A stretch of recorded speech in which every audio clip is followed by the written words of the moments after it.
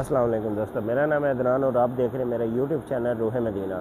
جیسا کہ آپ کو معلوم ہے کہ ہم لوگوں نے زیارتوں کی سیریز شروع کی تھی، تو زیارتوں کی سیریز میں جو آج زیارت میں آپ کو کروانے جا رہا ہوں اس کا نام ہے بیر فقیر۔ بیر فقیر یہ بالکل ساتھ ہے سلمان فارسی کے باغ کے، اس کو سلمان فارسی کا بیر بھی کہا جاتا ہے۔ تو آئیے چلتے ہیں، آپ لوگوں کی اس کی زیارت کرواتے ہیں اور اس کی تاریخ بتاتے ہیں۔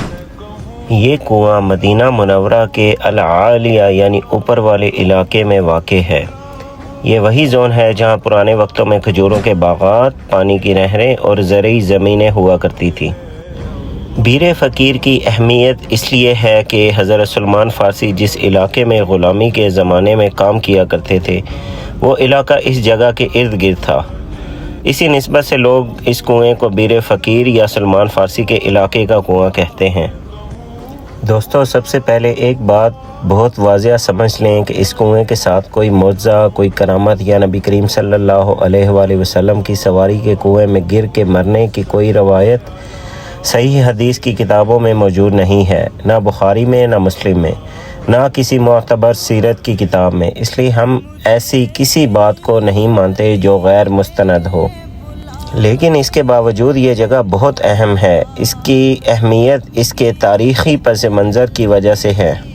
یہ کنواں اس علاقے میں واقع ہے جہاں نبی کریم صلی اللہ علیہ وآلہ وسلم کے زمانے میں مدینہ کے پرانے باغات، کھجوروں کے کھیت، انصار کے گھر، پانی کے قدیمی ذرائع اور روزمرہ کی زندگی کا اصل ماحول موجود تھا۔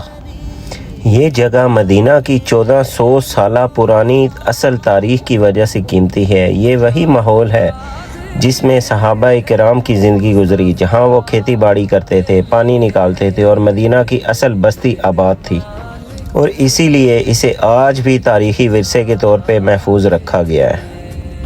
دوستو، آج بیر فقیر کی حالت بھی کافی بہتر ہو چکی ہے۔ سعودی عرب نے یہاں نئی فینسنگ، معلوماتی سائن بورڈز، بیٹھنے کی جگہیں اور پرانے پانی کے راستوں کی مرمت کی ہے، اور اس سے یہ مقام نہ صرف محفوظ ہے بلکہ زائرین کو تاریخی ماحول بھی محسوس ہوتا ہے۔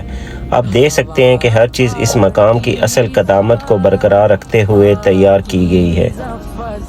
جب آپ یہاں کھڑے ہوتے ہیں تو واقعی ایسا محسوس ہوتا ہے جیسے وقت تھم چکا ہو۔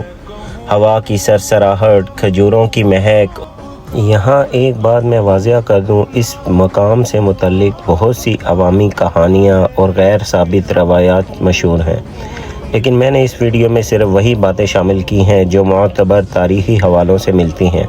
کوئی اضافی یا غیر مستند واقعہ شامل نہیں کیا گیا تاکہ آپ تک اصل تاریخ پہنچے۔ دوستو، یہ مقام ہمیں نبی کریم صلی اللہ علیہ وآلہ وسلم کے زمانے میں اصل مدینہ سے جوڑتا ہے۔ اگر آپ مدینہ منورہ آئیں تو اس تاریخی جگہ کی زیارت ضرور کریں، اور اگر آپ کو یہ ویڈیو پسند آئی ہے تو لائک ضرور کیجیے گا، اور بہت جلد میں نئی زیارت کی ویڈیو بھی اپلوڈ کروں گا، تو جڑے رہیں۔ اللہ حافظ۔